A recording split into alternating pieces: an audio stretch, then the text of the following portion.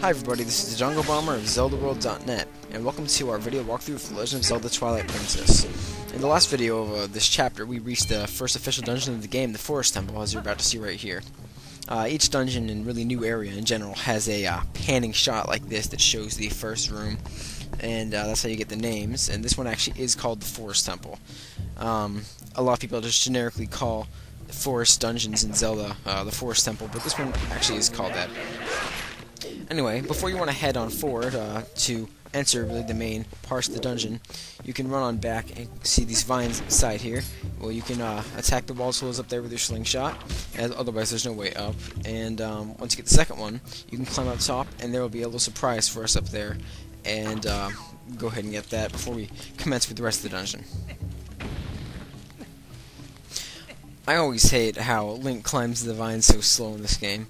I mean, it is more realistic, I guess, but no one moves their limbs one at a time when climbing.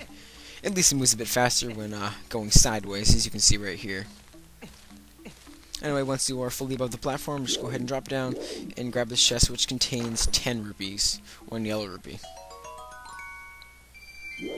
Alright, you can go ahead and drop down. There's no sense in climbing back down the vines. Another thing, you can roll into these poles throughout the dungeon. That's another little important thing. And you can get pots, chests, or other things, as we'll see later.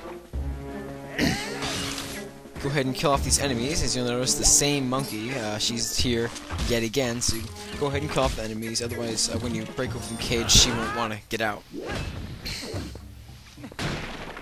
Alright, after a few slashes, she notices the enemies are gone, and she will commence to climb up these vines. Once at top, she will beckon Link, and this is sort of the main gimmick of this dungeon. You want to follow the monkeys. Monkeys in general are the gimmick of this dungeon. A lot of dungeons in this game have a gimmick like that. It's an interesting thing they add into it. It gives a bit more flavor to it, other than just walking around figuring things out for yourself. Although that's worked well in the past. Anyway, you can go ahead and follow it. She can't open the doors on her own, so she beckons you to do that. And you can go ahead and go on forward, basically just following her throughout the dungeon the whole time. Well, we've got one more large Skulltula, so I guess that's what you call them. I mean, they're not quite Waltulas, I guess they're Skulltulas. Anyway, you'll notice that there's no way to get to that door in the front there. But before we head up there, just drop down, and there's this little rock you notice on the side before we lift up the platforms.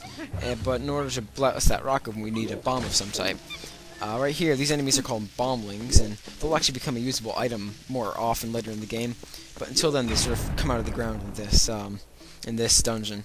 So go ahead and use it to blow up the wall like you would with a bomb in a normal Zelda game. Well, in other Zelda games, a normal bomb. And open the chest for 20 rupees. Now we'll be ready to head back up and light the 4 torches on each corner in order to get to the door across the way. So just pull out your lantern and swing at them, and that will lift up the platforms. You better do it quickly, of course, otherwise the earlier torches will go out and you'll have to start over again, and that always gets annoying. Now, before you head through, there is yet another chest. This time it's a big one, and of course it's going to carry the map, which is usually the first one you get, the first of the 3 important items in dungeons, aside from the weapon. You know, there's the map, the compass, and the boss key, which lets you get to the boss room. Standard stuff for Zelda, but it's worth explaining. Anyway, once you walk out here, another cutscene will commence, and you'll see this big old bridge. Doesn't look like we're going to be crossing that anytime soon. Let's make it even worse. Well, what's that? Another monkey walks out. I guess it's an orangutan. I guess it looks a bit bigger, and he'll cut the ropes. So, with what looks like an evil boomerang, except a dark spirit around it or something, it will taunt us, I guess you could say, and run back the way it came. So we're not going to be getting across here anyway, whether the bridge was up or not. So we're going to have to go back into the other room and I guess find a different way throughout the dungeon, because this way's not accessible right now. And Minda says, "Oh no, there's been a monkey fight." So Minda basically just says what I've been saying. You want to follow the monkey throughout the dungeon, and hopefully we'll find something else to do, since we can't go that way.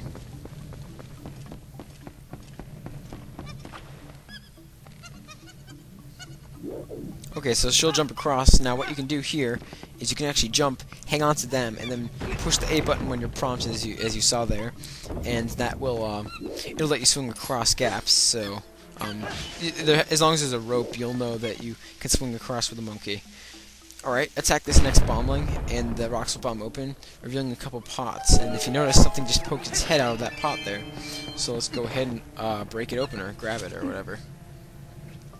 And cutscene will commence, and whoa, what is that? Well, its name is Ooccoo. It is a girl, and this is kind of a new thing for Zelda, but it's a cool feature. Basically, Ooccoo acts as an item. She'll let you warp out of the dungeon. She mentions she's looking for something, but we'll get into that much later in the game. Anyway, so she explains, she can warp you out of the dungeon at any time.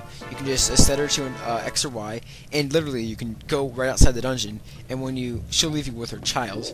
I'm not sure if I'll be showing that yet in this LP. It just depends on how we do in later dungeons. But if you get full on rupees, or you need to buy a potion or something, you can use her to warp out and warp right back to the exact same room that you were just in. Very useful item, though. We'll mostly be heading to these dungeons empty on rupees and full on potions and such. So it's not really a big use unless you walk into dungeons full on everything, empty or full on things, I guess. Ideally, you want to be empty on all your rupees so you can collect all the chests, and full on potions and items and such, like the slingshot you'd want to have full. Anyway, I'm getting a little off topic, so first things first, I actually went the wrong way there for a second. You want to walk in here because there's a necessary item that we need across the way to progress later in the dungeon.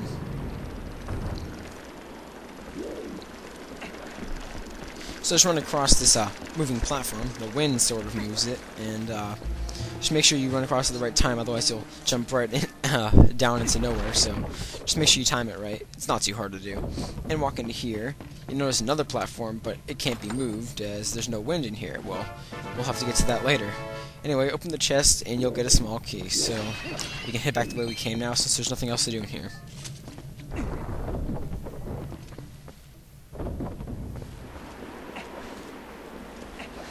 Luckily, the platform lined up for us right there. It's kind of annoying when you have to wait for it.